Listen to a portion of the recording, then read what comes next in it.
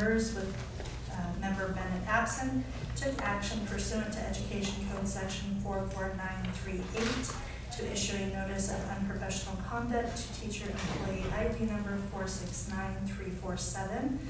We also took action during closed session by majority member with member Bennett absent, again pursuant to Education Code Section 44938 to issue a notice of unprofessional conduct to teacher employee ID number 443829.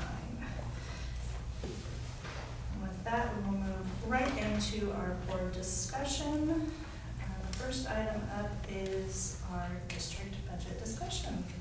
Yay! So, I don't know where we want to start with this. If you want to start, or if we want to start, it's up to you. If you want to start with the materials that I passed out, Yep. that you guys have in your binders, we're trying to get at least a PowerPoint up.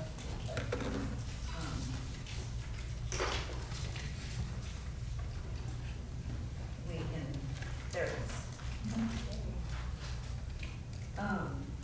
So I put some materials together just to help guide the conversation about the district's budget and where we're at. I know after talking with Igor and stuff, it was discussed, having this more of a discussion around the topic and stuff, and talking about board goals and priorities. And so I thought it would help, some of these materials would help on some of that discussion. So,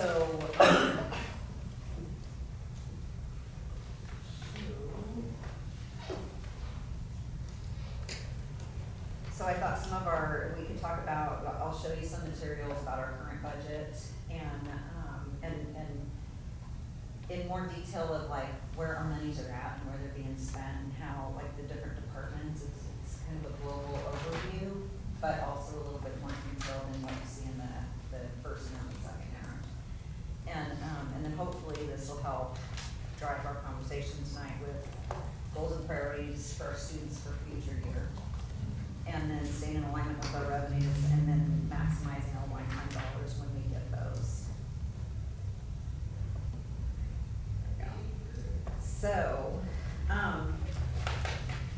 these first few slides, I just wanted to share that this year's budget, that in the general fund is $71 million, but I divided it out between what's unrestricted and restricted in the percentages. Just again, global overview of those. And then I broke it down because there's just a lot of talk at the federal and the state level about federal funds, a lot of worry about that. So I wanted to break down this, where our funds come from. The majority of it's from our property taxes and the state apportionment, so it's about 72%. You can see our federal funds, it's only about a little over 4% of the district's total fund. And then state and local. I'm going too fast, slow me down. Budgeted expenditures is about $82 million. You can see in unrestricted, we have about $48 million, or 58%, 58.5%. And then restricted expenditures, we have a lot right now because one-time dollars and those types of restricted funding sources, but about 41, almost 41.5%, 34. So where we're spending the majority of our funds, as always in most school districts, is salaries and benefits and statutory fringe benefits. So right now, this year's budget, we're sitting about 79.5% in our salaries and benefits, and that's combined restricted and unrestricted sources. The other are our services, which include our utilities and any contracts that we have. That's about 8, almost 9%. Our books and supplies, 4%, and then we have some capital outlay and of about what I thought was interesting and that I would share with the board was a little bit of our enrollment in ADA history. I found this kind of interesting to me. Hopefully it'll be interesting to you guys. Lisa, can I pause you and ask a question Mhm. before we go on? So if I'm reading this correctly, are we 11 million in the red this year? Was there? No. Okay. So functionally, right, wouldn't it be that we're those monies in the restricted, unrestricted? It's combined. It's combined. Yeah. But structurally though, we're 4 million in the whole unrestricted. Correct. Yeah, so we're effectively, we're 4 million in the hole, Okay. is what, roughly. Budgeted. Yeah. Yeah, because the other side of that story is you are supposed to be spending down those restricted dollars. Right. That you wanna spend down, so you'll see the majority of that is from the restricted sources, but yeah, Andrew's right, about 4 million-ish in the unrestricted fund. Is what where we're sitting at, that second interim. So our enrollment in ADA story, so I went back to 14-15 and our enrollment was almost 5,000 students. But what was interesting was our ADA was 93%. And I was like, oh, I always thought our district had always historically been high, but it looked like we had maybe dipped down at some point. 19-20, right before COVID, we were still at almost 5,000 students, but our ADA come up to 96%. So it looked like there was some inroads that were, being actively, I'm thinking, I wasn't here at that time, but that folks were actively trying to get the enrollment back up. Then COVID hit, and then I did 21-22 after COVID coming out of that. So then we dropped down to about 4,500 students. ADA went back down to about 93, almost 94%. And then as of right now, we're still sitting, it looks like our enrollment stabilized a little bit. And we're at 94%. And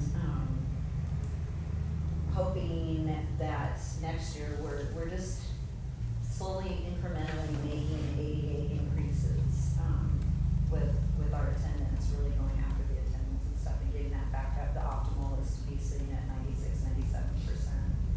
I think I shared with you the other night that Dream, we piloted that with the independent study model, and they're sitting, I just checked it last week, they're sitting at 98% ADA, which is fantastic. So there's some other principals that are very interested in looking at that model to see, and really when we were talking with one of the principals, it was really interesting, it all came down to yes, ADA, getting the kids in the seat, but really it's the learning opportunity. If you have that independent study that's signed at the beginning of the school year, and as long as it falls within 15, well, I won't get into the details, but anyways, you can give the work for the student actively throughout the year to keep them up to speed with their studies. And really that's the whole point, is it's keeping them at pace with the whole rest of the class so that they don't ever fall behind, because then I think that just creates a whole domino effect with the student, and that if they fall behind, then they come back, and then it's, can't get ahead, and then they just, roll down that rabbit hole. So this is really to keep them engaged however we can with their studies so that they don't feel like they're behind in their studies. So we'll keep looking at that. I'm excited about it. So now I'm giving you our certificated as district-wide staffing. It doesn't include our Fund 12, which is our preschool child care, and or Fund 13, which is our child nutrition program. But here's the numbers and then the FTE, what that equates to for certificated, and then the next is for classified. Note that some classified folks are in dual positions. So the number of employees could be a little bit inflated, but the FTE is correct. Then I broke it down for the board on departments. so that you can see where people are at. I think sometimes I'm a visual person, so sometimes when I see it laid out like this, it helps me to be better informed of, oh, I didn't know we had, you know, this many mental health supports or, you know, any kind of additional staff and stuff in some of these departments, or, wow, that department's running on, you know, this many people, how did it do it? You know? Sometimes they're small but mighty departments. So here's maintenance operations, custodial, transportation, technology. Again, the first few slides are by departments, and then you'll get down to the sites. And so on the school sites, I'm showing what we're projecting for enrollment for next year. We have made, from when I did these slides, we're making a few more minor adjustments at some of the sites because of the TK numbers that are coming in, and adding some TK classes at some of the school sites. But you can see how the school sites, for all intents and purposes at this point in time, will be staffed. Again, these staffing and these numbers are very fluid. They change throughout the school year. We could, for whatever reason, we could need to be adding some additional instructional support in the school site, or all of a sudden if enrollment really jumps up, we might be adding another teacher at a school site. But for right now, this is used for projection. Probably, well, this is what we'll use for our adopted budget. We need to like land on something and move forward. So we're gonna take a whoa moment. Is there any discussion or any takeaways or aha moments from, kind of ran through that kind of fast, but. So from your projections for enrollment for 25-26, are we going up in enrollment? A little bit. A little bit? A little bit. Again, we're still, the 8th graders going out are still, there was that, if we wouldn't have had TK, we would have been seeing a much more decline. But because of the TKers that are coming in, it's helped stabilize. And so next year, I think we're looking at, with the TK that we're adding, and then the outgoing 8th graders, we're looking at a net of about 60 students.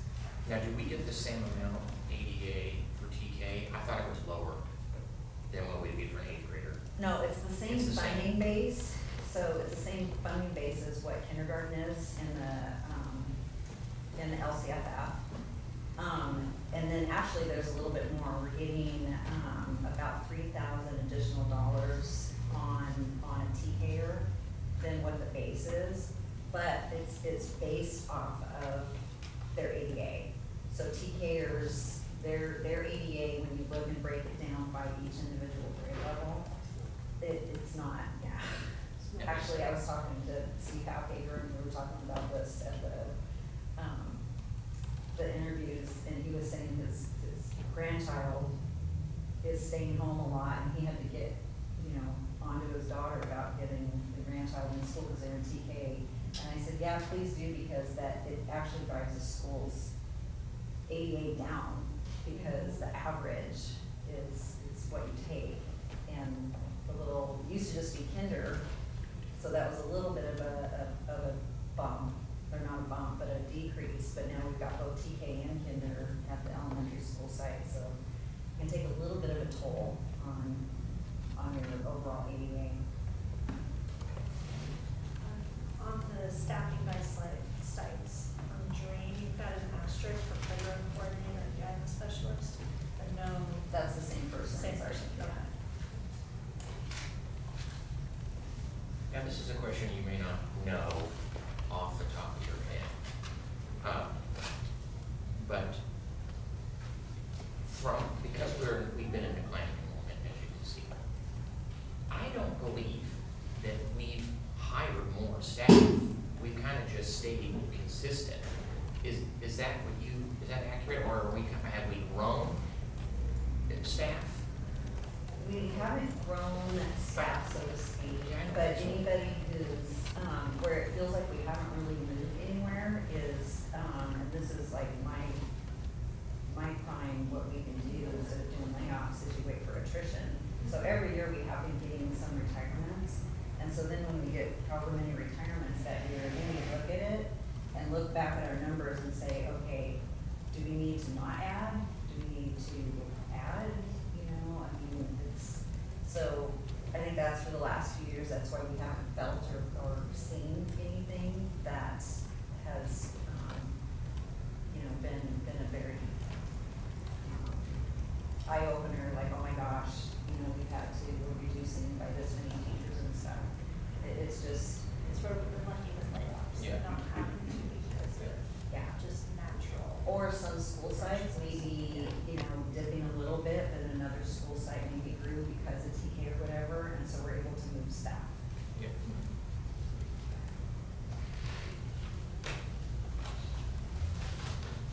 Okay, move on. Are we good? Okay, so here's where we get into the other, behind this, the PowerPoint,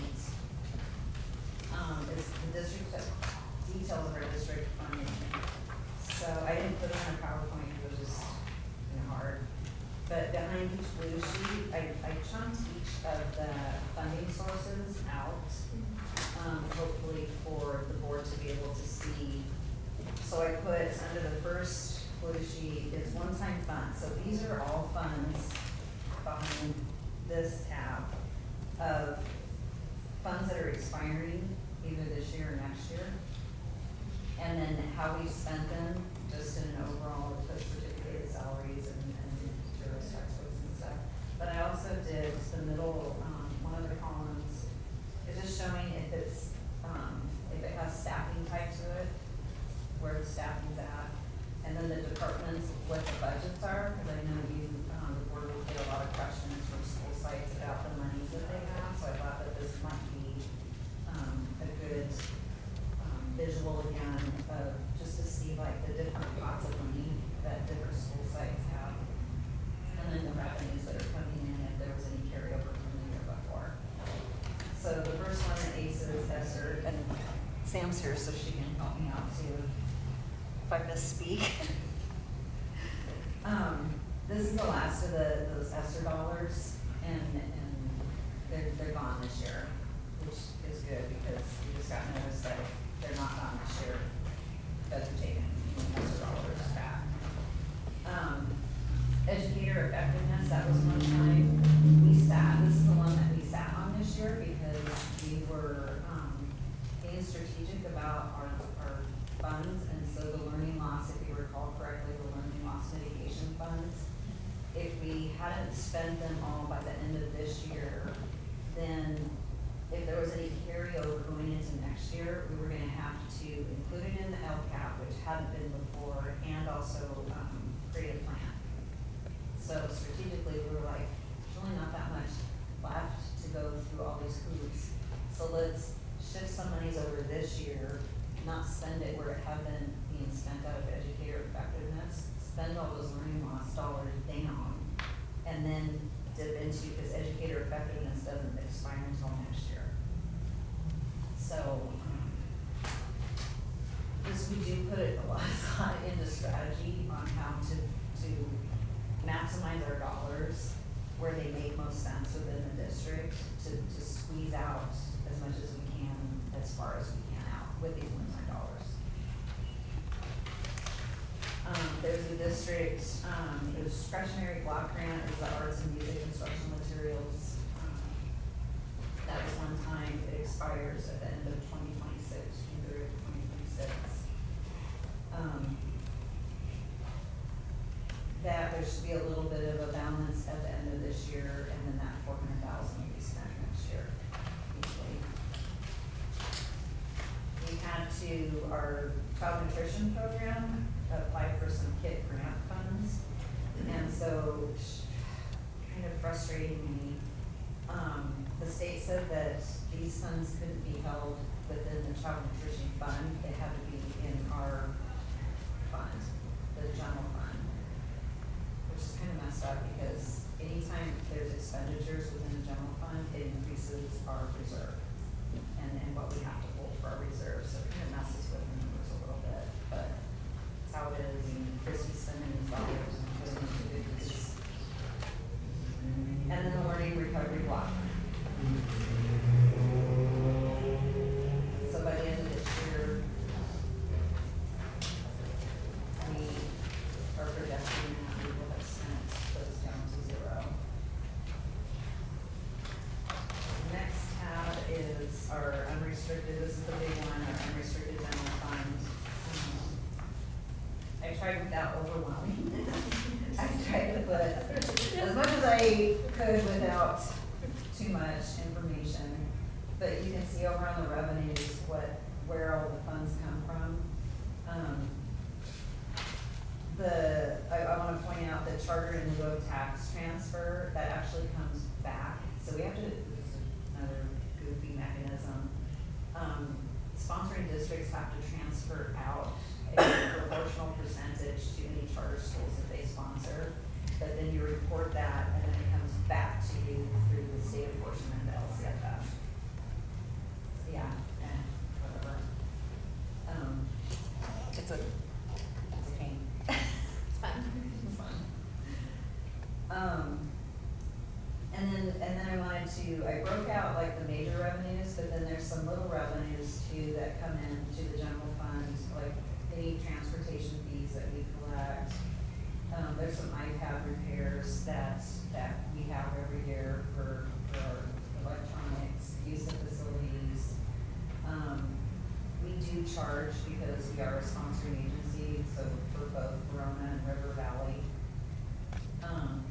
They buy our services for business and HR, and so we charge them for that, plus, we can charge River Valley a 3% oversight fee based off of their revenues, because they're on one of our sites. Verona, we can only charge 1% because they're not on one of our sites. So that's some of those monies that come in and backfill the services, and then they pay a proportionate share of our SPED program, because they're not their own SELPA. So River Valley's not.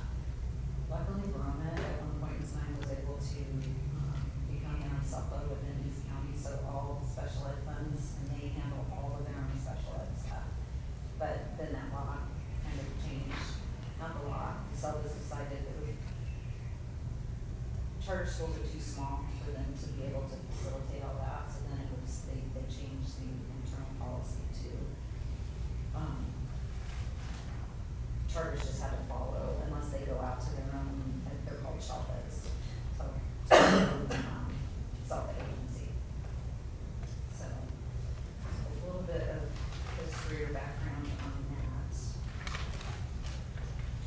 And then I probably went a little overboard.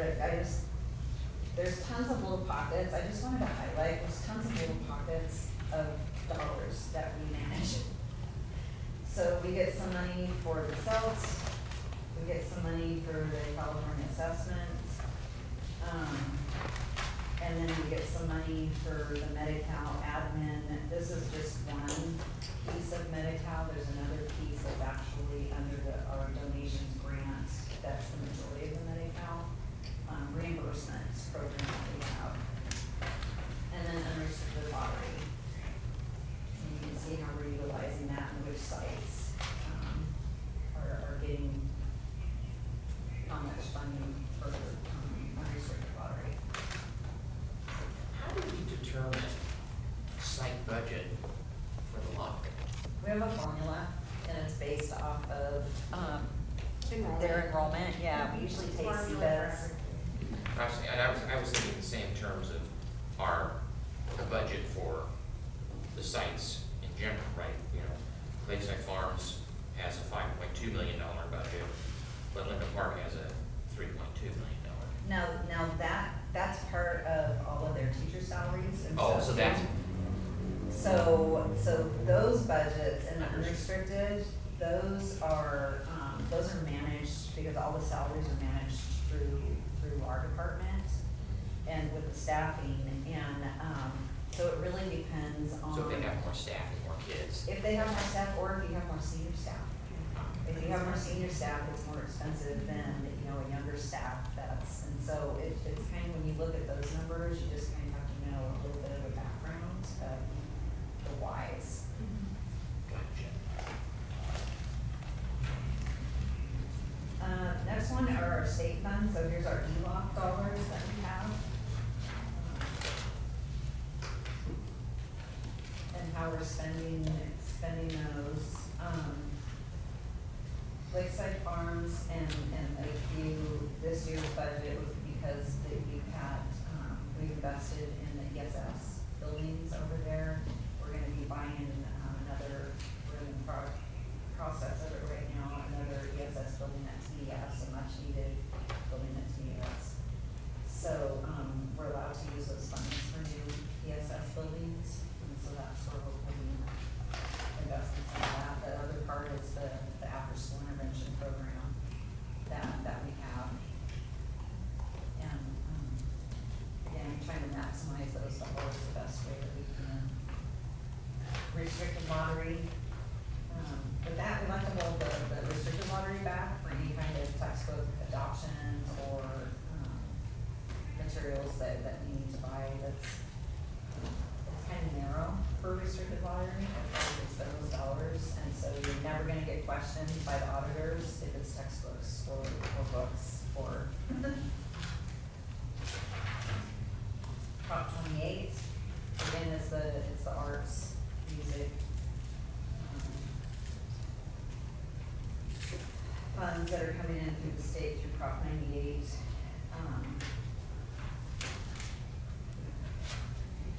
I think we're slowly getting into our groove with that. It's a little restrictive on the language of how to spend those dollars, but we're trying to do the best that we can on getting, you know, some new arts teachers. It's a big thing, and the auditors really look at it, supplement, not supplant. So it's hard, especially for the middle schools, because most middle schools already and high schools already have music programs. So how do you spend the monies in without, you know, I guess hiring people to do new stuff? And then the ACES that's an after-school program also for, 4 of our schools qualify for it. So Window Park, Hero Soul, Lakeside Middle, and Lone Crest all qualify for the ACES. So it's a reimbursable program that we have. The state reimburses us based off of our expenditures for that program. Local dollars, we have the A4G Career Tech Incentive Grant, so a little bit of funding for that. We've got a little bit of funding for the new mandate that just came out with dyslexia screening. And then I didn't want it would have been a very long spreadsheet for donations and grants.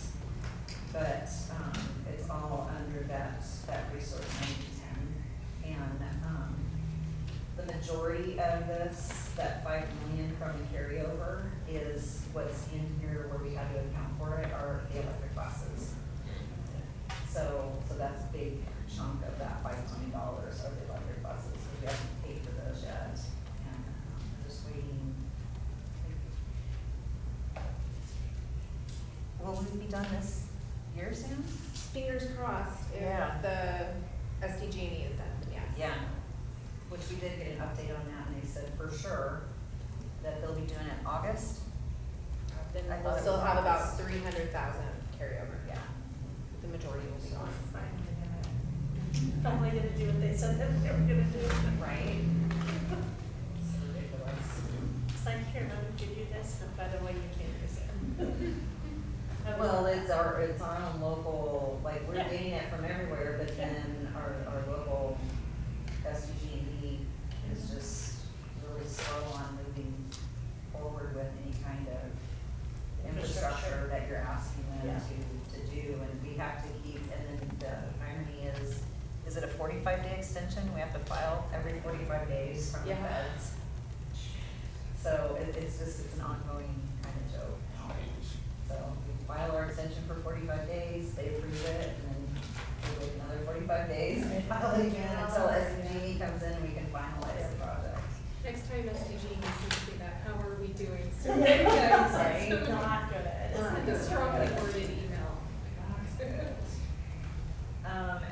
get a little bit of community redevelopment funds. I can remember when I used to be here, back in 2003, it was a big chunk of money that we used to get through the redevelopment. And I was kind of shocked that Well, they got rid of redevelopment, they've got, yeah, this is just residual, it's just slow. which I think is ridiculous, they should put it back, but. Can't remember on it, but you get little, not little, but dollar amounts here and there, so. Other among the Where does highlights, I'm sorry to interrupt, where does the, what do we do with the community redevelopment funds? it's just part of our, do you know what we spend it on? We don't really touch it. We don't really Yeah, touch it. yeah. Yeah, it's just sits in a restricted fund, and if we need it, then we can pull it, but it really doesn't have any, And what would we be able to use it for? anything we want.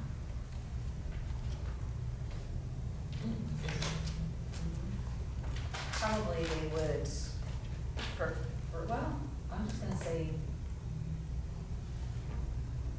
anything that you would choose, because it really doesn't, it just comes in.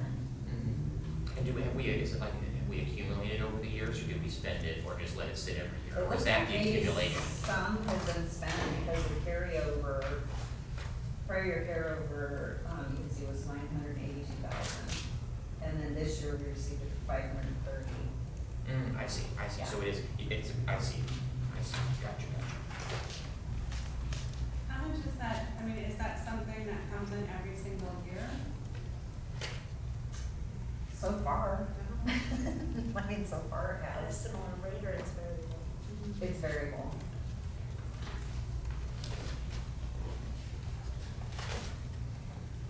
I'd be curious as to what's the trend tend to look like. Go back Are and we look like and see. really looking way up and down variable, or are we I like think it's slowly going down. $100,000 off Because- every year? Like I said, I remember back in the day when I was here in this district, and it was like, that was a big deal, and you had to go to a board meeting with a redevelopment agency. I wanna say each year it was coming in at over $1 million. So, I think it's, and again, they've gotten rid of the districts that were part of it, going to the redevelopment agencies board meetings. You used to have a seat at the meeting, and, that was all dissolved. And I think these are just residual dollars that are coming in as they're trying to close out and eventually not have anything showing. We just periodically, we get a notice from the taxpayers that shows, here's the districts who are still getting these funds and how much. Interesting. Okay, under other, these are little one-offs. We participate with CSEA in the Classified Summer Systems Program, so we still have to budget that. And then, we do pay for the fringe, statutory fringes on whatever dollars that the employees are participating in. So, and then every summer they get paid out and it zeroes out, and then we start all over again. And, this year we just got notice that, I'm wondering how much longer the state's gonna keep doing this, because it used to be dollar for dollar. So matching dollars, employee contributes $1, the state matches $1, and then they get paid. It was really meant for those employees who don't get, summer work, full-time employees. So then they can still get a paycheck over the summer to carry them through. But we've been noticing that it's been going down, so this year we just got notice that it was 56 cents. It's being matched to the employee's dollar. So, it's definitely gone down. So we budgeted that, we have to budget that, that's part of our expenditures. And then, the one that's real fun is the STRS on behalf pension contribution, but it's really a net zero. We have to, it's statutory law now that we have to recognize the revenues on our revenue side of the budget, but then the exact dollar amount is recognized as expenditures. But it's really, it's about recognizing what our district's, STRS liability is. And so we have to recognize that, where bugs me is that, if you recall, our expenditures, our reserve is based off of all of our general fund expenditures. These count. Oh, it's general fund expenditures? Even though it's not really an expenditure. So, Oh, interesting. yeah. So that drives up, like, the dollar amount of whatever our 3% or more would be.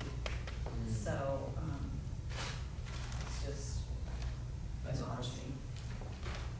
And so this 2.8 million then, this recognizes our yearly pension liability that we pay? And that, is Well, that, if we had to pay it out. if we had to pay it out? Yeah, Okay, it's a liability. We have to recognize a liability. I So see. because we're an unmodified, we do unmodified accounting, not modified. So,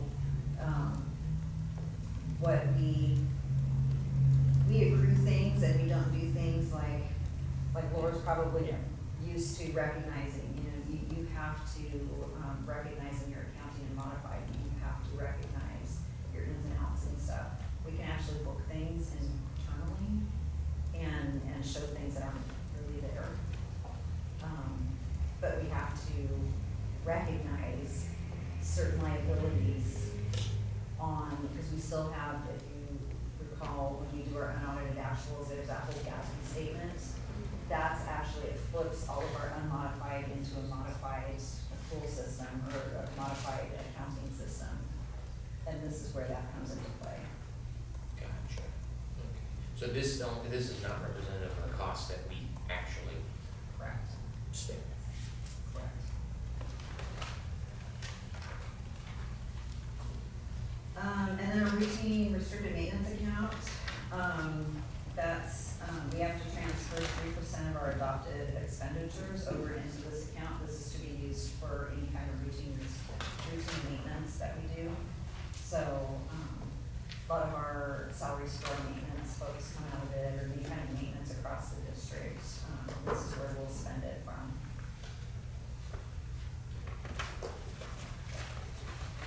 Okay, federal. Title I is the first one on federal, and I did just get a notice, because there is a lot of unease, and there was just an article about some mental health funds that were being pulled back from some of the school districts. That was a competitive grant that not that many districts, applied and received. So I think there was like only 3 or 4 in our county that I'm aware of that it was in, that impacts. So, but it did like bubble up the conversation of, okay, what's next? But I just received a notice from school services about like what could be on the at-risk. And it looks like for the most part, the Title I funds are not at risk. The only ones that would be at risk are the Title III, which is here, and again, we're not, fourth page. We have 2 different Title IIIs, an immigrant education and then a LEP, limited English proficient. So out of those 2 programs, we, I think the majority out of LEAP is, or contracts with ed services. So if anything did happen to that, we would just need to look at, the contracts, but not really, there's no staffing tied to that one. Actually, either one, they're just contracts. So that's, I feel pretty good about that we're in a pretty secure spot that if something did come along, that we would have time to readjust our expenditures and. I mean, it looks like those Title III funds total are $120,000. So, But again, contracts. yep. Not people. Yep. For that, sorry. There's probably one It's a person. partial salary, yeah. So that would be easy to shift if we had to do that, because it's not a full person. Sorry about that, Yep.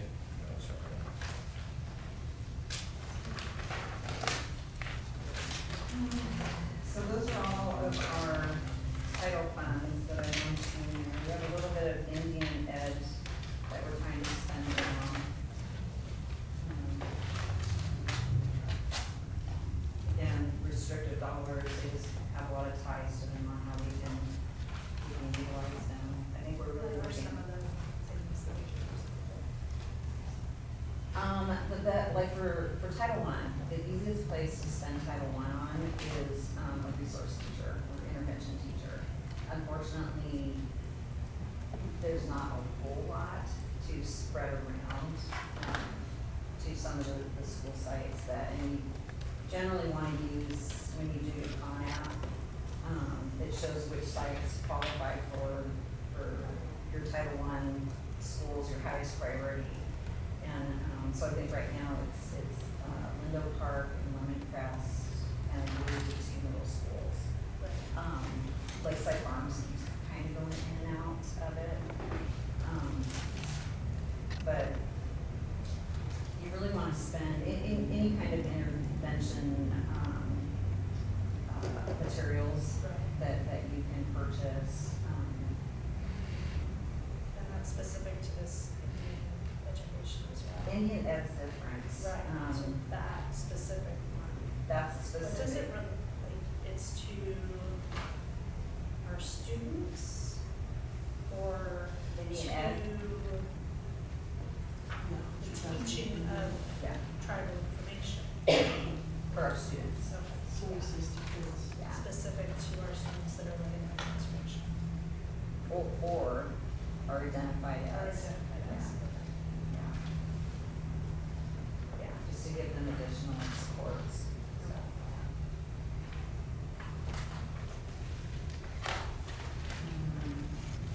And some of the others, like the Title II predominantly is used for, again, I mean, you get about 45,000 a year. That's the key. So that's the best place to spend that. Again, you have to be strategic with these federal funds on being strategic where you're spending them because you do get audited on it. Besides our internal, besides our auditor, our external auditor.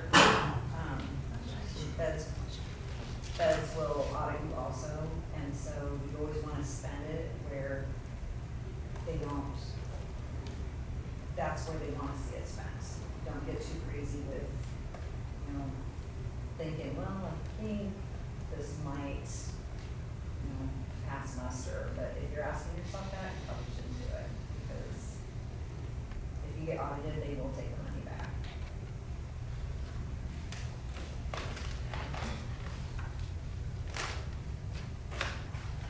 And then we get into special education. Actually, I forget sometimes, I mean, the higher level, the ones that we always spend out of, but I forget about like all the little different pots and how we, I mean, I give a lot of credit to business staff because they become masters at, making sure dollars are spent where and spending it, to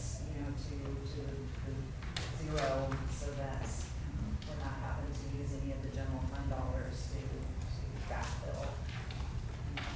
But recognizing and knowing what those different pots mean and where you can spend them is super important. They all have their own little nuances. Yeah. So the first part, we have both federal and state. The federal, special education funds or the IDEA funds. And again, I haven't heard anything about, I don't think we have anything really about those being actually taken after Congress, whatever Yeah. to, And that's the press doing a crackerjack job on understanding how it works. Yeah. Because they don't understand any of it. yeah. So, again, just maximizing, we've got federal mental health, we've got federal preschool, we've got federal, basic grants, and it's, staff development, early intervention, it's just all kinds of pots of, And they're all tiny, they're not all tiny, but I mean, they're all tinier little pots of it. all kinds of, and you have to report, This one, $550. yeah, we have to report quarterly? Yeah. We have to report quarterly on these expenditures. Okay, so remember all of these federal funds, all of the federal funds, the IDA funds and the title funds, these are based off of, you have to spend it first and then report it, and then send you money later. So, That's interesting. yes, and so this is where districts can get into a real cash flow issue. Because they're putting out way more, and it's so, usually, especially with the sped funds, when we do the last reporting, we won't see those dollars for probably 3 or 4 months later. So we've had to carry the cash for those expenditures for a good amount of time. And I hope that nothing happens, that they decide to delay it for some reason. Yeah. Mhm. Yeah, so that's, we were just talking the other day, and I'm like, you make sure, like, every expense, make sure it's in there, and then you get it reported on that day, so Right. that it's queued up in there, so that if anything does go sideways, hopefully, you know, the ones who've gotten it in and queued up in there, that will get the reimbursement. State funds, special education funds, the biggest ones, the 8602, that's the biggest funding source for, that comes through our SELPA. And, that funds the majority of our SPED program. But then there's also some little different pockets, students with exceptional needs, infant discretionary, there's a state mental health, early intervention, pre-K. So again, lots of little pockets. So this early intervention is part of our, state, the preschool that we know. No, that's a whole separate. Whole separate, Yeah, got it. I didn't even bring those funds into tonight. That's a, That's probably when our early start, It's your early start. our babies in preschool. That are special needs. Yes, yeah, our kid. Yep. So that's that's an overview yep. for the board. And then the last piece was just, I wanted to show in any of our, for our capital facility, our 2 funds that we have for capital facilities.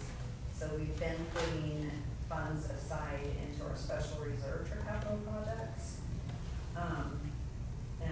So that's where we funded the tech building, and where we've been funding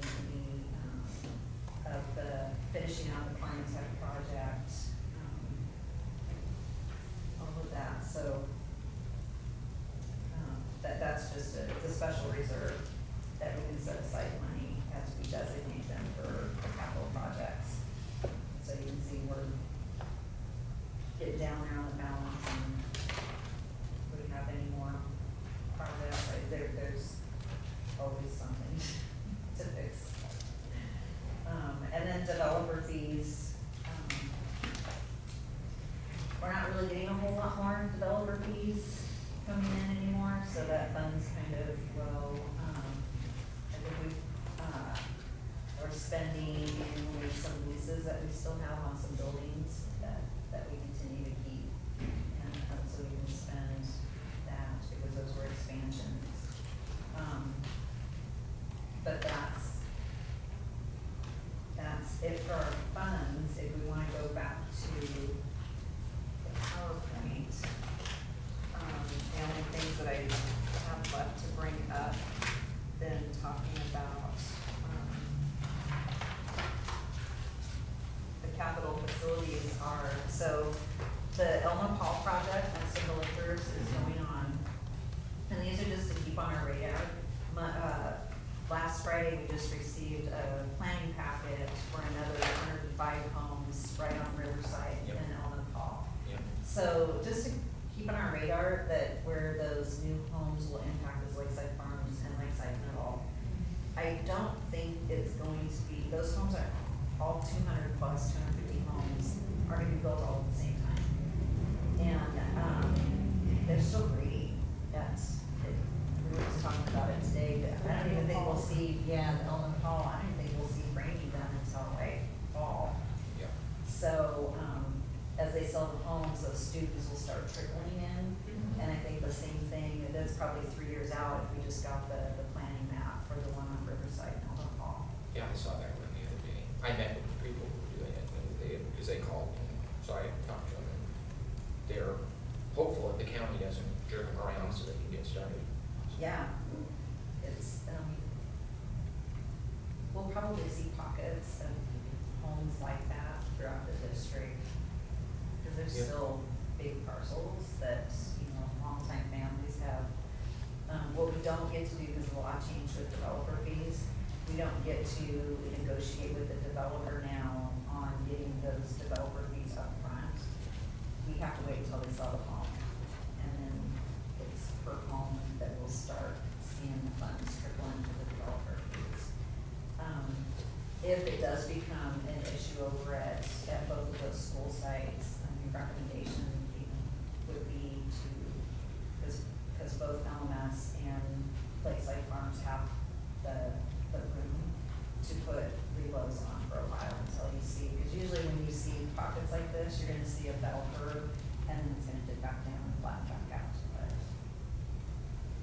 so it's usually best just to grant the reloads for a while to write out that peak and then goes down. So, I kind of jumped ahead on Question about the Trevi homes, has that brought us the students? They are gonna build 250, and I would say there's probably 40 plus there already. Do you see a lot of little kids, young kids there playing? I haven't, I mean, it hasn't impacted. And that'd be Lindo Park and TDS, and those are big homes. Yeah. Yeah. But there hasn't been an impact of like this huge spike of it's trickling in. So I don't believe we're gonna see anything that's gonna be like super noticeable with. They are building really quickly now. Yeah, the Trevi Homes actually, they negotiated in their deal with the county that they would only issue a certain amount of licenses and permits to build every year in that development. So they only get a certain amount of permits to issue every year, so it will trickle in over a long time until they reach their capacity. They are building. They are, yeah, well, and so what's happening is, it's catching up, right? So 6 people, you know, they issued 20 permits last year, or they have a cap. Well, they issued the permits, well then, you gotta go through the county process, just to get a county process, it's, you know, a year and a half. So you're seeing this lag effect now, all their permits have finally been approved and they're building, and so that will continue to happen I see. over the next few years. And Hey, ongoing revenue, I like that. Yeah, well, and it's helping our property tax base. Yes, that's for sure. That's where it's gonna help, because unfortunately with well, I guess fortunate, it depends on how you look at it.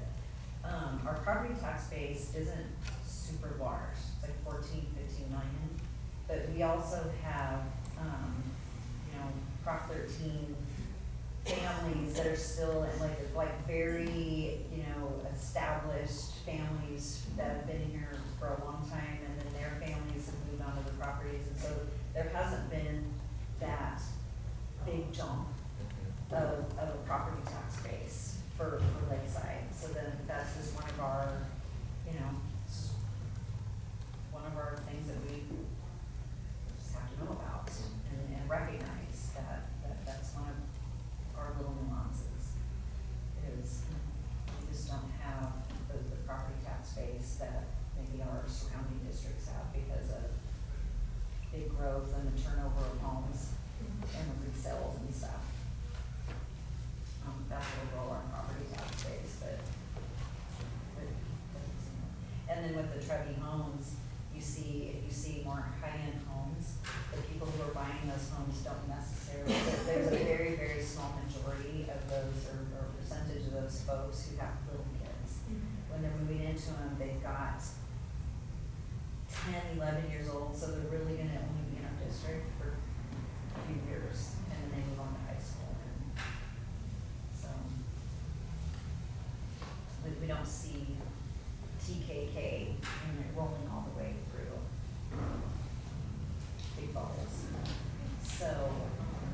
So, with that, I just thought it would be good to, after you guys have digested, that, what are our future priorities and goals, if that's what we're gonna talk about tonight, and then any timeframes or, how we're gonna look at funding things, and, I think one of the other slides is just some of our non-negotiables, we do our utilities, we have multi-year contracts, we have some payments that we have on the books for probably the next now 11 more years. It's a pretty hefty payment for our solar project. And then the insurance premiums, unfortunately, the 8218 is just outrageously blown out our insurance premiums. So that's just our reality, we have to pay it. And then retiree benefits, I think we forget, I added that one on there, because we forget that they're there. And the retiree benefits aren't just now we have a lump sum that's paid out in the teacher's contract, but also classified and certificated when they retire, we pay their health benefits out to age 65, depending on where. So there's that expense that's embedded into that we have to pay ongoing until the person ages out of that. So those are just things to keep in mind when we're looking at setting priorities and where we can spend the money.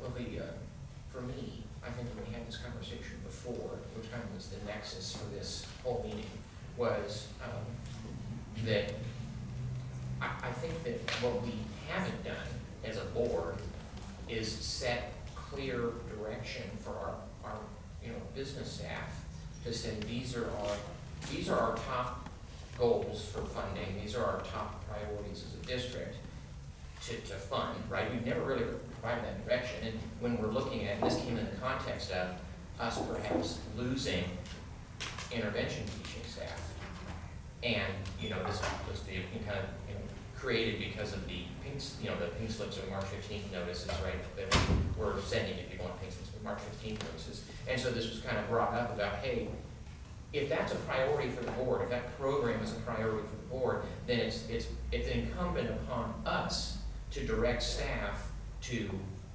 either continue that and find a path for it, or if it's something that we're saying, no, we're not going to do it. And so I think everybody knows where I stand on it, but I think the point is that, that's why I kind of wanted us to do this and go through this. And we probably won't solve it all today, but I think that at least we can get this presentation, we can digest it, we can go through our budget policy and see, when we're going to do a March 15th notice, if it should trigger certain things that we go through a study session. If we're going to do layoffs ever, if we're potentially ever going to do something like that, we should probably go through this process and set something like that up so that we're being as completely transparent with our labor partners and with the district and community stakeholders as we are ourselves talking about it. And if our goals change, right? And I think the other thing is asking staff, like, hey, we love the idea of the intervention.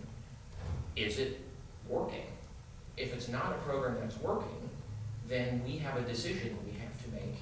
And if the numbers are there, great, we should continue funding a program that works, right? That makes sense. If it's not working, how do we structure something that does get the achievement numbers that we're looking for? And so anyway, that's kind of the framing that I used in the previous meeting when we talked about this, for the context of this meeting. So that I just wanted to say that to remind everybody, because that was kind of the point that I brought forward.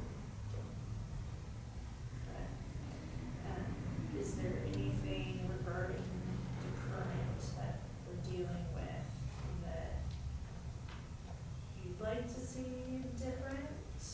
Well, I think from my perspective, one of the things that I have, and ad nauseum, everybody knows this about me, I love to see us in the black. So I have heartburn when we have a $4 million budget gap, because that is our budget gap. It's in the unrestricted fund. I don't consider the restricted fund, I consider the unrestricted fund. So I have heartburn about a $4 million gap. I also have heartburn about, that we're in an enrollment kind of plateau. And so I hope Scott's listening, because, there's a lot of, the butts and seats model. I hate saying that. I don't like using kids in terms of revenue, right? But it's a fact of how we're funded. And so, how are we gonna increase that? So I have problems with a non-balanced budget. I personally, I really have heartburn about that. And so to me, that's one thing. The other thing is, are the programs that we're investing in working? For example, the intervention program, I use that because that's been brought up most recently. The teachers that I've talked to love it, and they love the program. I want to see, okay, does that love connect to our data that we're seeing in gains for achievement? I don't know the answer to that, by the way, because we haven't asked you. And that's why I think that this is informative and instructive, because, I have heartburn about saying to teachers who love what they're doing, hey, we need to move you out of that. But if we can put if we can put a program together that we think is going to deliver results, if this one's not doing it, we need to measure that, to me. So to me, it's like it's a programs that we fund should be working. And that's kind of the conversation I wanted to bring forward, is perhaps there's programs that staff think, hey, you know what? We funded these for many years, it's not happening. And we perhaps need to look at a new one, or the money goes somewhere else, right? Because we're dealing with scarcity. I mean, we're not increasing our revenue, so we have a $4 million budget gap, so what do we do, right? And so I've always been a preference of a balanced budget. So that's the one thing. The other thing is, and I think we went through it, and I'm so glad you did this, and thank you, you guys, for putting this together, because one of my main questions was, are we using one-time money to pay staff? I would figure that we'd never do that, but I would want to make sure that if we are doing that, how do we prevent, how do we build the infrastructure so that we don't have to lay people off later if the program's working? So that was a question I had, but it doesn't appear that we're using a lot of one-time dollars for staffing. So, The only one was the learning loss. and that's the one And that's the one that's kind of causing us all causing the Yeah. thought process on it, is I think we've seen good work coming out of it, which is why, we hesitate. And I think for me, when I look at priorities, I don't like seeing, I always have talked about, I don't really like deficit spending, which is dipping into our reserves, so I don't like that. I'd like for us to talk about, and really talk about our reserves. I mean, we should talk about, we did the right thing by changing our salary schedule. We did the right thing by that. We did it by our staff, everybody else, and I was fully supportive of that. That hit us hard. We now have to rebuild our savings account so that we can, go through, if we had to go through an emergency like COVID again, we could have some cushion. Right now, our cushion is, We need to build that. we need to build back up. So what's our plan? I'd like for us to articulate what that looks like. Do we want a minimum reserve? Do we want to put that in our budget policy? I'm asking the question. I'm not saying that we should, I'm just asking the question. So, do we want to do that? My preference would be, it's hard to do that because the state tells us what our minimum is, and if we set we want 15%, that really makes things difficult because we won't have flexibility to help staff and do things that we need to do or invest in another program. So, I wouldn't say that, but we should probably talk about what's our plan to build the reserve back, because I think that's important. The other question, is that I want us to talk about, and we already do this, is we do cost recovery, so for the things that we do. So to me, that makes sense. And when we talk about a reserve, what's the appropriate number or appropriate comfortability that we have, maybe in terms of months that we can operate. And then the only other thing was with capital projects, I think we should probably talk about our capital projects and do we have a long-range plan? Are we working on our facilities plan again? Do we have a 20-year plan? I mean, I think we should probably be thinking of that. We just went out to, I asked Christine to get quotes again for a long-range facilities plan. So we got 2 quotes this time, and they're really pricey for them to do. But and that could be another conversation. I can bring them to the board in one of our regular sessions and show you what or not, just send out, but each one's over $100,000 to do the plan, are not cheap. I think the concern is ours is very, Very old. And we've done Very a lot of.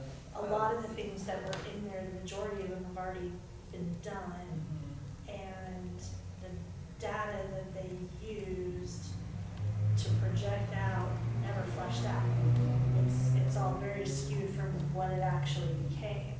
So that's kind of one of my concerns with it is, it's not a usable document that we have, but it is something that we should have, and then certain things need to have. So I think, for me, when I'm looking at this, I'm going, okay, my top priorities are investing in achievement. What does that look like? If our intervention program, I have a lot of heartburn, as I've said, about getting rid of it, because to me, it's actual in the classroom support for the kids who need the help, that are gonna help us move our numbers. I'd be wrong, by the way, because I haven't seen the data, right? So I would love to know that, I'd love to know that, because I think that's a top priority, is investing in achievement, because we directed staff to do that and to bring us back results. And if we're not funding it or committing to funding it, we're not helping you whatsoever. So, my goal is to try to help support you guys to follow the board directive that we've put upon you and say, hey, we want you to increase numbers. We want to go. Well, we won't be able to go if we don't say, put our money where our mouth is. So that's one of the top things for me. The other top thing, Can I just speak to Sure. that a little bit, just because I want to, for the sake of transparency, I want to just make sure that we're talking about staff that are funded out of one-time dollars, because we do have a few other staff members in addition to our intervention teachers that are funded out of one-time dollars, and those dollars will be ending next school year. So, we have 3.6 teachers on special assignment who are supporting with academic achievement and systems of support at our school sites. 2 are funded, or 1.6 of those are funded out of our educator effectiveness dollars. And those dollars expire at the end of next school year. So, putting that on your radar now, because those are going to be things that we are, again, we can come up with so many great ideas, obviously, about how to ensure that our kids get additional intervention that we see that they would greatly benefit from. And we've, as Lisa has said, I feel like we've done a really good job of stretching those dollars out. And we could have blown them all in year 1 or 2. Right. But we just worked really hard to stretch those dollars out as long as we possibly could. Meanwhile, the state took some of it back after they had given it to us, so it kind of messed up our plan. It would end our plan 1 year earlier than we had hoped to. But that's what's frustrating for us, is these are amazing programs, but they're not funded ongoing from the state. So I think we're all in the same boat. Super sad to see an amazing program go away. And it's also, expensive. And Well, when money runs out, we're, two points in response to that. I appreciate the toaster thing. I think that's kind of to my whole point is one, we build these programs and then we say, hey, we see results, and then of course it drops off because we're not directing you that when this money goes away, we want to see this continue because it's working, right? We're not telling you that. And what I'm saying is, I want us to direct you with that, with the evidence that we have. Now, I have to tell you, I would love to know very soon, ideally, before our budget vote, that, if we are gonna keep these folks and work on keeping those folks next year, I wanna make sure the program's working, or are we gonna just say, you know what, it's not, and we're gonna do something. But I hate the idea of we've invested for the past, 3 years in these kinds of efforts, and it's like that start and stop thing.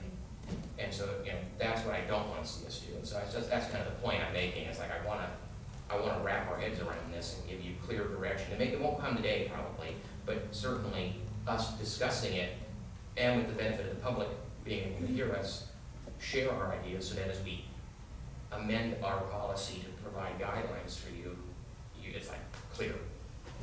That's what I'm going. Just for clarification, when you're asking, are these programs working, are you talking about the intervention programs, are you talking about the TOSA programs, what exactly do you want to? Specifically on those programs, absolutely. Okay, so you want data on the TOSA and the intervention before the budget conversation and the vote on it, but we won't have that specifically until after that's due. Well, we have past year's data.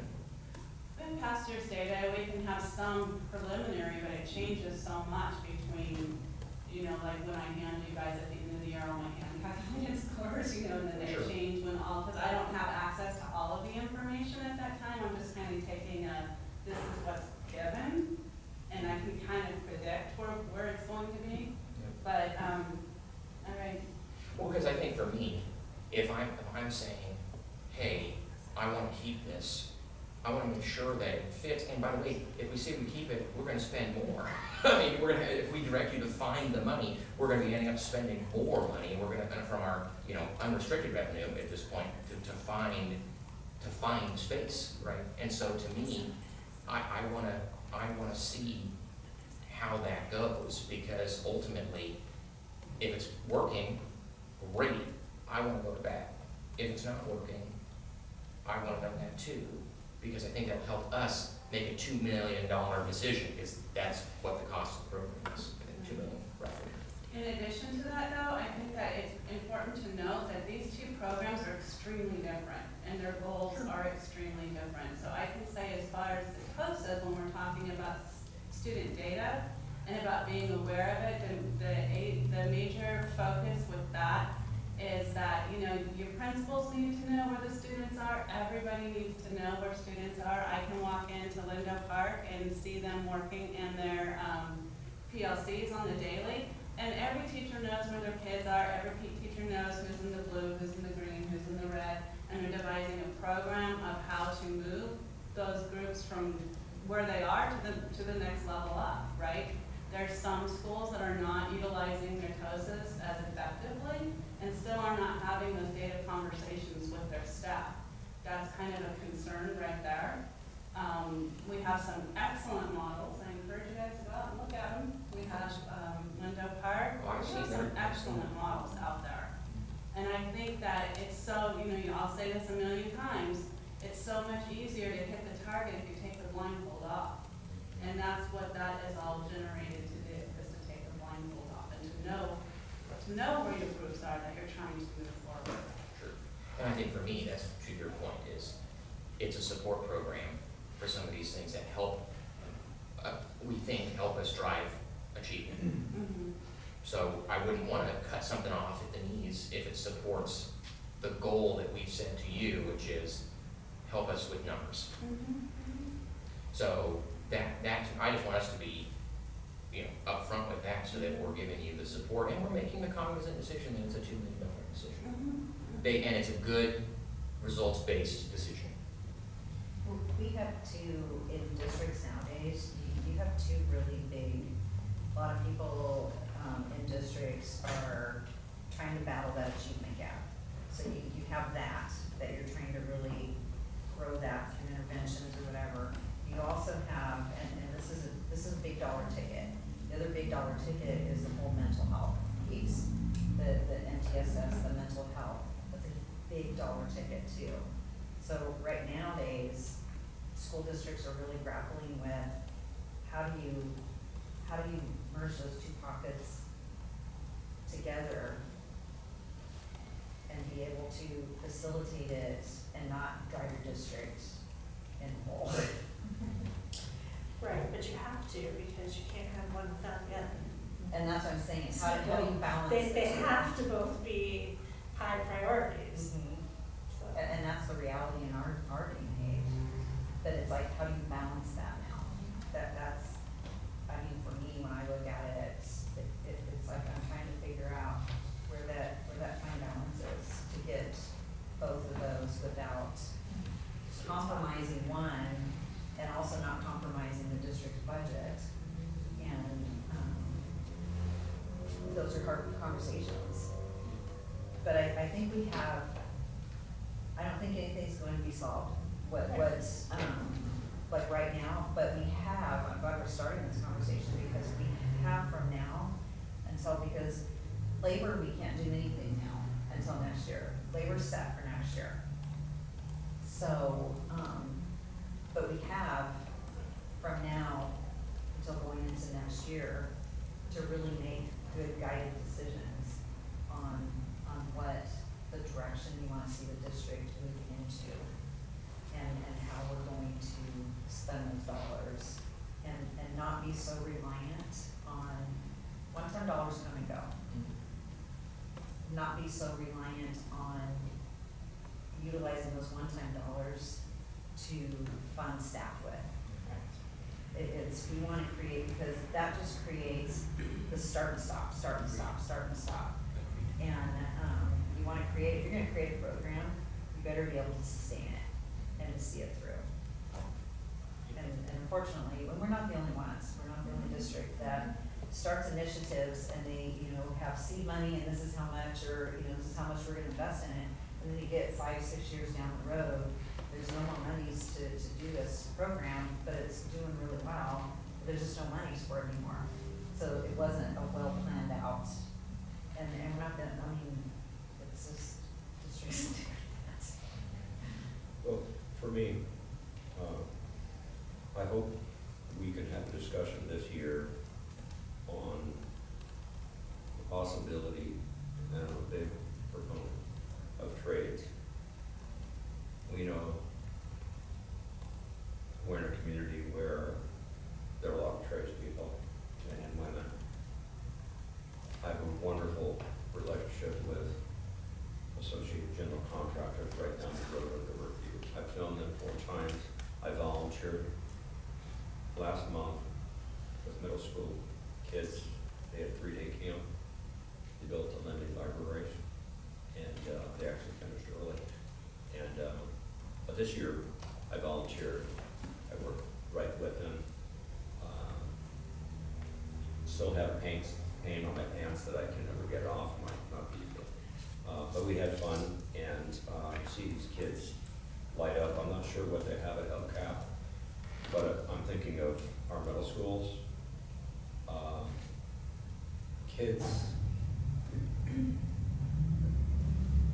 there's something about a child that needs to stand up, needs to move around, needs to use their hands, right? And also use tools, right? Measuring, knowing math, right? And a practical solution. I remember back in graduate school, we had to learn statistics. We called it statistics. We had to write all the formulas. We had to do it by hand. Today, everything's computerized. Architects, everybody, contractors. But seeing these kids measuring, using yardsticks and tape measures, hammering, and which they did it safely. We have great electives. We got a great FFA program. It's awesome.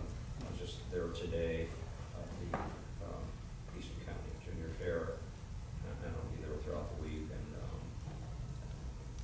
And there's such a pride, and it's a discipline, and I know we're pretty well lent the teacher, and maybe some feel, well, they're too young, or we can't budget it, or we're to be a half-time person, whatever. Would they have to be credentialed? How would that work? But this organization down the road has free little mini camps from kindergarten. I couldn't believe it's from kindergarten to 12th grade. Next month it's 12th grade girls. So if you know anybody who's a female and they can be a graduating 8th grader, there's still a few openings. It's first come, first served. And I sent it to Scott when I found out about. I'll be volunteering once they finish early, they're gonna be building something really big this time. But they have modules, like, figure 3 of these screens, but like in a box shape, $70,000 at that time, modules. You sit in for heavy equipment operator, and it's like you're in real time, you know, you're picking this up, you're moving, and again, those kids that are visual, or, you know, like this, off the computer and off their games, they were having a great time. That's just in one room, heavy equipment. They have drone, they have metal, wood, plumbing, what else, woodwork, carpenter, they were building some sheds. They were a lovely partnership. They have incredible tools. And then, if you're 18 years of age and have a social security card, you can get a scholarship. They'll train you. And we'll hope to place you once you're through there. And I was talking to someone there. I said, well, how's that going? I said, I'm gonna be honest with you. Kids, young people coming in that sign up for the scholarship, they don't show up one day, they don't call, not all of them. And, you know, we're just not gonna keep them, because we're not gonna send someone like that to a contractor, to a superintendent, whatever, on a project. You're not gonna send the kind of people.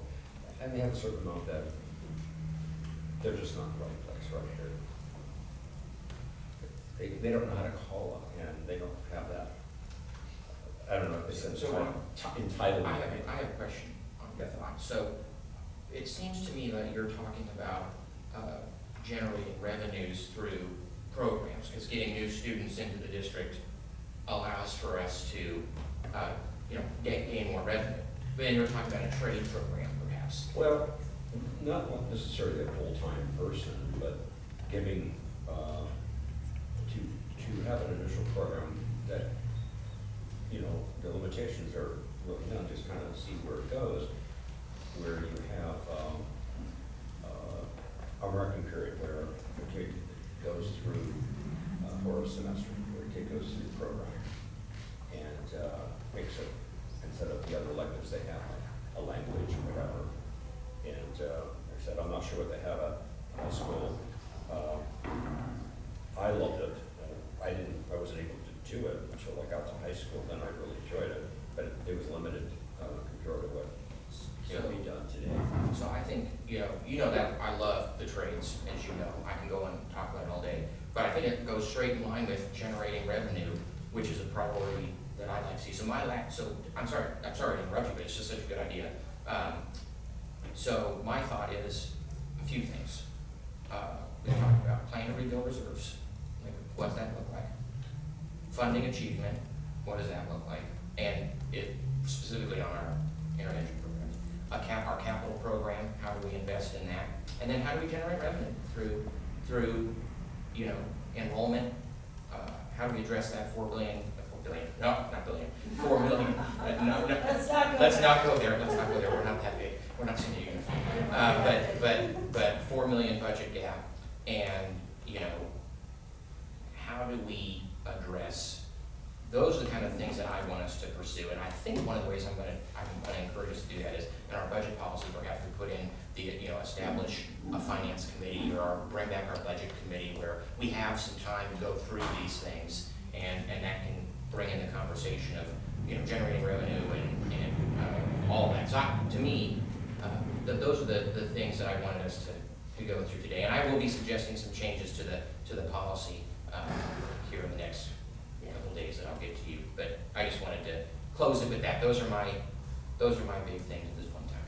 And if I can just end that, possibly a survey to parents and all the staff. Sure. Ideas. I always like what you think. This is just kind of raw.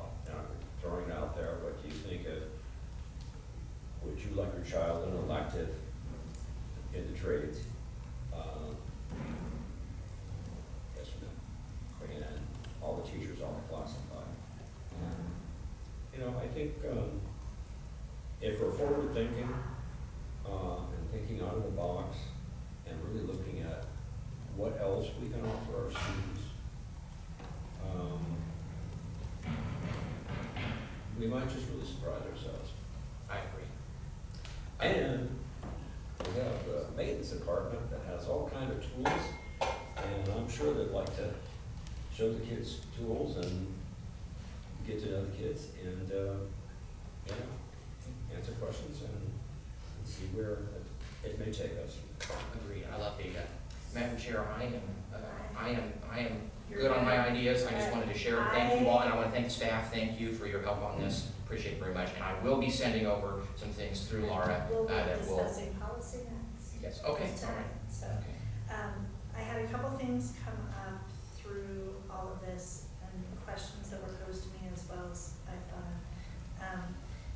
One question that came up was, are there obsolete items in our budget that we still put funding for that we don't use? Like Run for the Arts that we haven't had for years that had a budget at one time. Is that something that we're still budgeting for in there? And if we're not going to bring it back, is there a way to reallocate that to certain things that maybe don't have a budget? So like we currently have committees that were advisory at one point that now have actual things that they're doing, like the Wellness Committee, which has no budget, and they pull from all of the different departments to try to put together these events that we'd kind of maybe like to grow the way we did with Run for the Arts. You know, is there a way to do that? I'm assuming Run for the Arts still has line items in there. So It's down to zero. it is down to Yeah, zero. I think so. Okay. Run for the Arts supports itself. Yeah. Kind of like PLA Wagon. Yeah, Sam Sam can knows. tell us. Yeah. Mine. Go right ahead. See your sorry. left. I know more about it. District-wide, it is down to zero. There are still some sites that still have a little bit of their allocation remaining. Okay. But there is no more budget moving forward. It's, once it's gone, Okay. and the sites know that.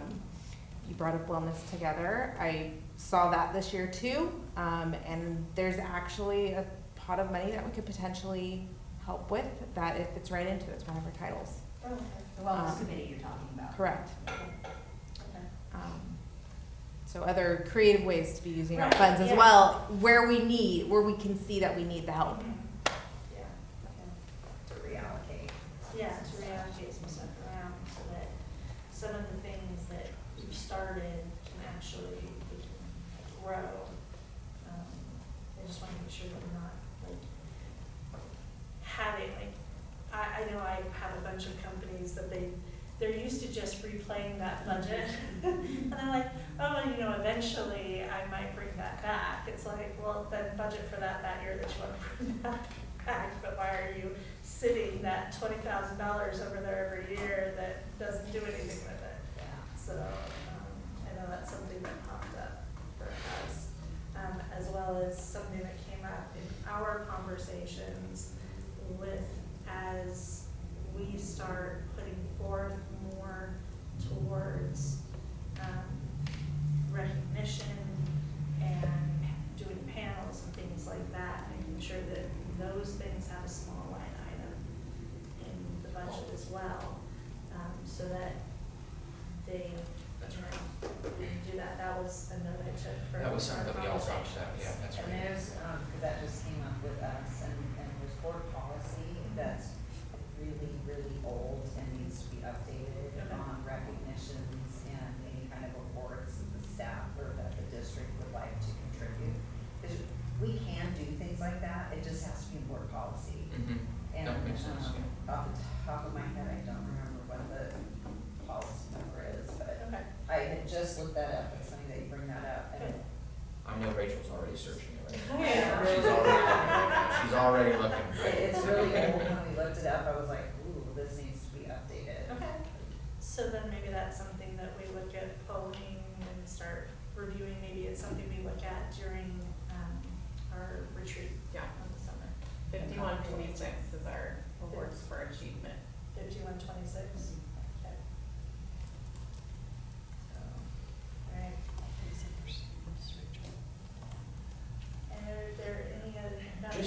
Just on your point, I could reiterate, because I wasn't as clear as I could have been. I think it'd be great to go to your point of, if there are programs that just aren't working and we need to shutter, that's something we should know.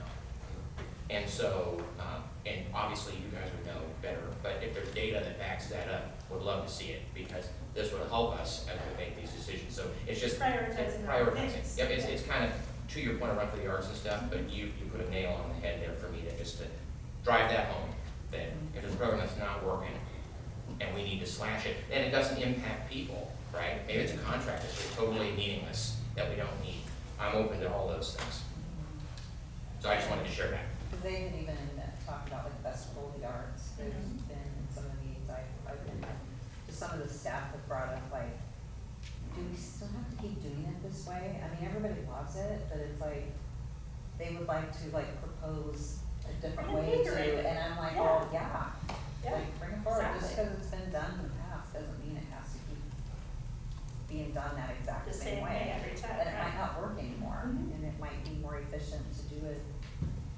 I mean, we're a district of innovation. We should be constantly moving up with the times. So, all right, is on the budget itself, is there any other discussion that we need, or are we ready to move to looking at the budget policy itself? I'm good. Okay. Perfect. So on the budget policy itself, I kind of looked at some of the things that we were talking about as to why we put it aside to begin with. And there actually is already a mechanism for this type of meeting. We just haven't been using it. Great. So in that first section under budget development and adoption process, the very first paragraph is this type of meeting. And that it's already in our policy that we should be having one. We just haven't been scheduling it. Yeah. But it is kind of in the master calendar of what we should be doing,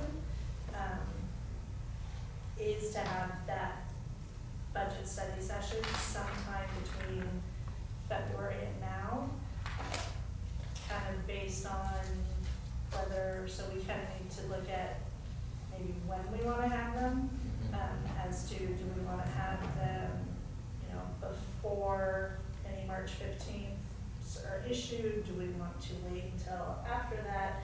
Do we want it to be right after the staff study session portion? Because I know you guys all get together and do all of your ins and outs and where we need to be. Is that the mechanism then? Do we wait to get recommendations and then discuss it? Or do you want to discuss it before there's even recommendations, which kind of seems beside the point, because we don't even know what we would look like at that point? Yeah, I think there's two things here. The first is we probably should see, I would love for this kind of meeting to be as early in the process as possible for us to be able to change something. I agree. Not that we couldn't do it now, we could, and there may be things that, based on some of the discussion today, that we want to look at moving forward into the next one. But at the same time, I think that, so as early in the process as possible. I don't know, I would ask for Lisa's best assessment on when that would be. I don't know, but that would be my request, is I'm not sure when. I can tell you when I think, but I will ask you, because you're the expert, to give us the thoughts on when you think it'd be best. For us to bring, so you're talking about when we're looking at adopting the budget, that's really what the policy is talking about, is anytime you're adopting the budget. So we start as early as December, starting to look at projections. And then we're waiting for, the governor's January budget proposal, because then that gives us some direction on where the monies are gonna be at. To me, the earlier the better, just because if there is going to be any March 15th, if it's February, you're already, that ship has sailed. We can start talking about what our assumptions are, because, in all honesty, district budgeting is 99% assumptions on, Right. you know, you're trying to look at the crystal ball and just make projections and stuff. You can look at our enrollment and you can have a pretty good ballpark on what enrollment's gonna be looking like the following year. You know, I'm saying January would be at the latest, we could even have it in I was thinking it could be in the fall. yeah. Because, you know, what I would love to see is, when we do that meeting, it's similar to today, to say, okay, here are the 5 things we care about, slide them over to you and say, hey, what, rebuild reserves, what are we doing? Funding, achievement, what are we doing? All right, and the board can, I think, and should at some juncture, make a statement of that to you that's formal, so you have clear direction. I'm not saying we do it today, but I'm saying we should do that. I mean, to me, that's fundamentally important. And then as early as possible, because then you have these assumptions, and we can jump in and say, oh, boom, boom, boom. I think it'll help you. So I say fall. Okay, well, we do have our August retreats, which would be the time in which we would work on the vision and all of those things, which fall into that component of it. I would almost say we need an additional one I would agree with like January, whether it be the end of January, that's just not focused on everything else, but on the, okay, here's where the budget's gonna go, and we're gonna have to lose some staff, or we're gonna need to add some staff, because you're not gonna know those things Correct. in the fall. Correct. We're not gonna know those things until January. What we're trying to avoid is. I would like to have, So yeah. I would almost say we go back to the 2 Fine. meeting mechanism, but I would say, have that August one be the full day, like let's do Fine. all the heavy lifting, and the January one be let's I'm good. look at Cause we'll have, specifics. like for this year, We haven't, but I think it's an important something that we need to do. I agree. for this year, so going into, we've already been working on the LCAP, I think Right. we're, like the budgets, Mhm, right. just except for fine tuning whatever we Correct, can for this. revise. But we also, I know going into this year, more than likely, we're gonna pull the trigger on a 45-day after the governor does his, because there's just a lot that they're talking about, but the recommendation to all the CEOs is don't put it in the budget right now, because there's just too many what ifs. So I'm saying our budget's gonna be already done it's done now. It's done. It's pretty much done now. And any revisions of the May revise is gonna be minor. I think Minor there's still gonna be tweaks. some other revisions going by the time he finally adopts the state's budget, that we're gonna, in August, that meeting, our board meeting in August, we'll do the 45-day revision to make any adjustments, to add in any monies that we may hear about or what. Because the hesitation on, I believe there will be some new monies coming. The hesitation of putting it into the budget right now is we don't know how restricted those dollars are gonna be, or how we can use them. So that's but the 45 days, that should come out after. Yep. And so we'll know more of how to utilize those dollars after June 30th. Absolutely. And So then, if we have that, then we can talk about now, Right. let's plan. agreed. The other thing, it's a second prong off of your original question, Laura, which is, my original kind of desire for this was, we're a people business. 80% of our budget is people. And so, when we're starting to talk about people's livelihood, I get very sensitive because these people, care about their job.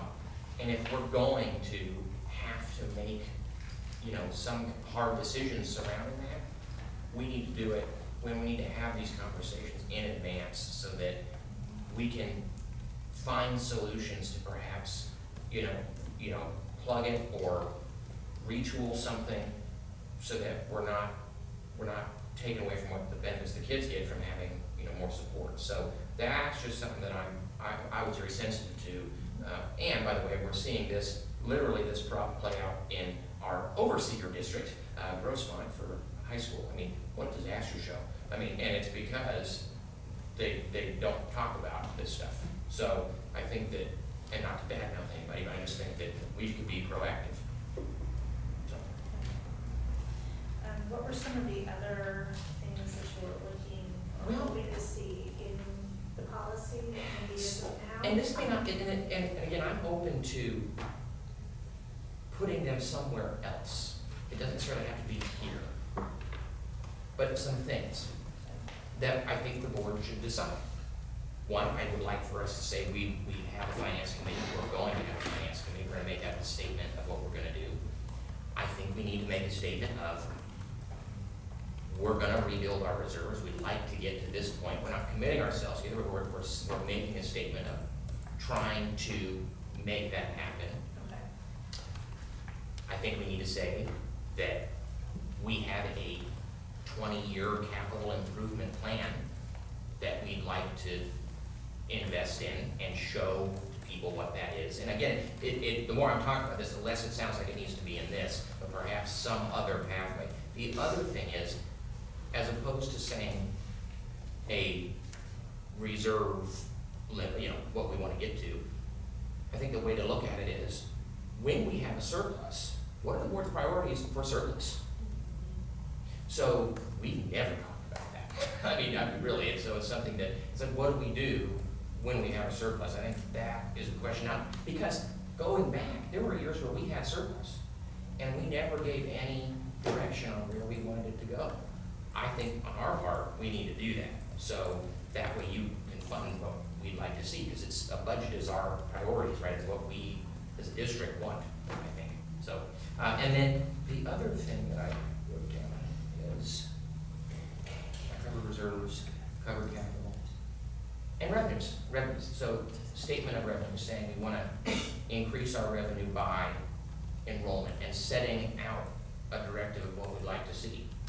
I just think it helps you guys when we do that. Now, it may not be here in this budget doc, this policy, but I'd like to do something like that because I think it helps. And I think it shows people, hey, we have a $4 million gap now, but we're working to accomplish X, Y, and Z to solve it. And here's what we're doing to help you. So, Could you have, instead of it being an informal board policy, that's really more legalese of, you know, our rules and regulations and stuff, and I'm just throwing this idea out there of, that the board creates its own internal documents and so that it doesn't get lost anywhere, it could be posted under the board, you know, on our website, here's our and I think it could be that. I think it could be a resolution that directs that. Right, I'm kind of thinking that way, because most of the things that you're bringing up, I've actually went through and highlighted, okay, what, in thinking, what are you coming with, what have we discussed? They're in here, we're just not using them. I agree. So I think that's what it comes down to is, you know, the intention of maintaining minimum assigned and unassigned fund balances, that's in there. Whether we're doing if it falls below a certain with mechanisms, that's in here already.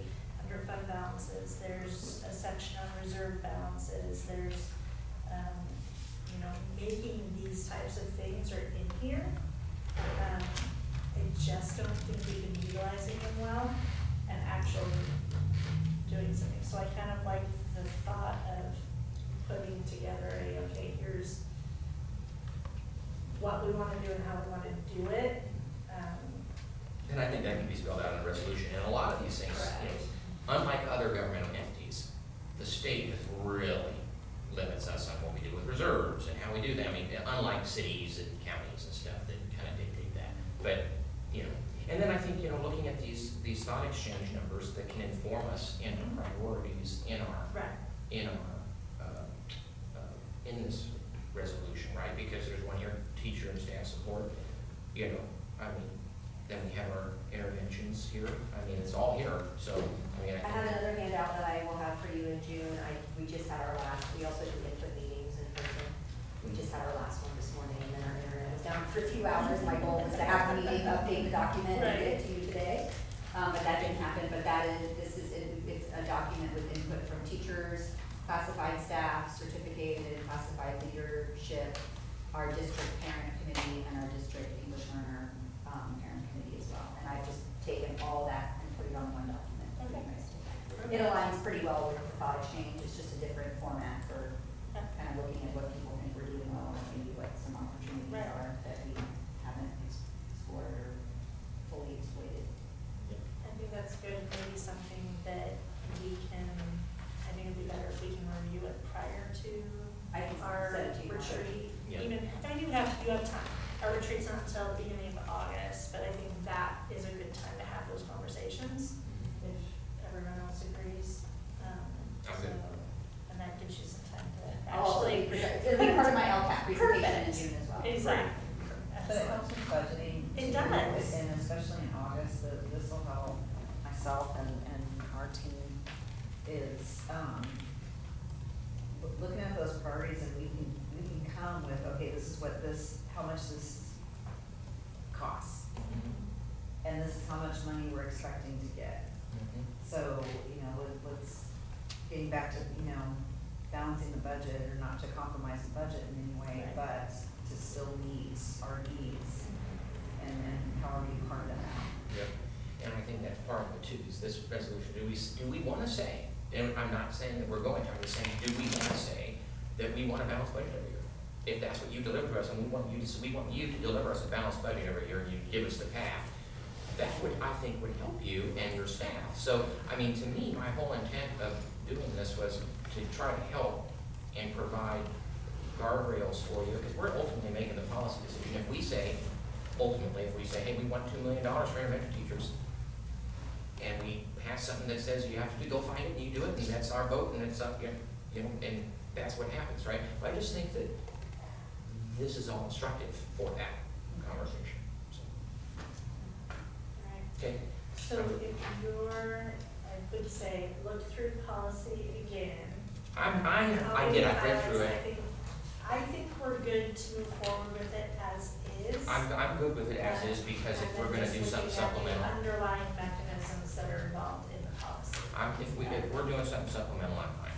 Okay, so with that, then I'd like to bring that then back for adoption in the next Okay. meeting, since we've held on to it for a little while. Plenty of time to discuss it, I don't think it needs a second reading again. No. So, okay, then we will do that, and is there anything else that we need to discuss before we adjourn the meeting then? I'm good. All right, Thank thank you, you staff. Thank so you, team. much. Appreciate I you all. think this has been incredibly helpful. So helpful. Handouts were wonderful, thank you.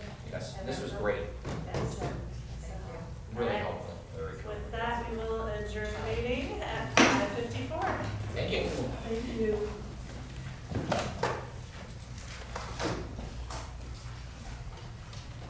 And there is our capacity. Oh, yeah, I want to see this.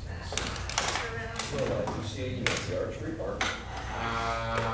It's on a hold on my calendar. We will see if I'm gonna go with Joel. Dave, see you later, sir. Bye, thanks for being here. Thank you for coming. It stops, it's on a timer. It's automatic. Are we racing to the bathroom? No, you go. I'm racing.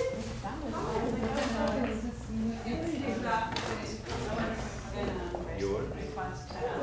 Probably not just gonna be here, just let me know. Better than- Huh?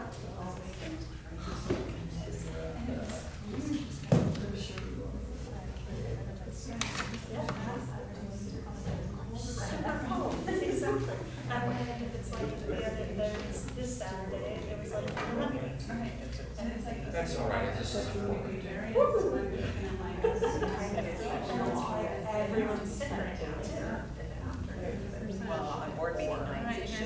the way. Go off at least at like 8:30. Yeah, okay, so I just need to put a calendar down. It's just because, healthy kids. Oh, gotcha. Not to me. Right, right. Laura, thank you. Flagship type shit is the, yeah. Lisa, thank you. That was fantastic. Working in it. I love it. Oh, good. I love all, I wonder why. They're gonna get their own binder. They're not even gonna get hidden in my big binder. See, I'm gonna take all that with me. Well, sorry, yeah. Well, it's meant to. Yeah, I'm gonna get a new budget binder. Oh, right.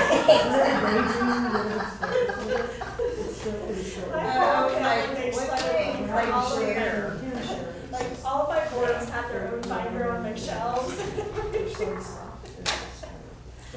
I just wanna help, I just want, for everyone to be able to see, like what. Are you still typing your notes, Rachel? No, I'm ready to go. Nope, you can have it. Right from it. Usually dinner, but so I see all the animals, if I get to work tonight. Are you going back to the fairgrounds? You'll get dinner. Now, sometimes I skip. Sorry, I'm sure he's already done by now. I'm gonna try to get over to